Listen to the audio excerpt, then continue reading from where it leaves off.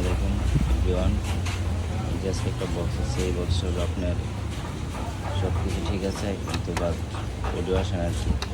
এটা অডিও সিলের সমস্যা, অডিও সিলে চেঞ্জ করে এটা আপনার এই যে ওয়ান বলে আমরা সার্কিটের অডিওটা কমপ্লিট করে তারপর আপনাদেরকে বাজিয়ে দেখুন কীভাবে আমরা কাজটা করি সেটা আপনাদেরকে দেখাচ্ছি, সাথে থাকুন।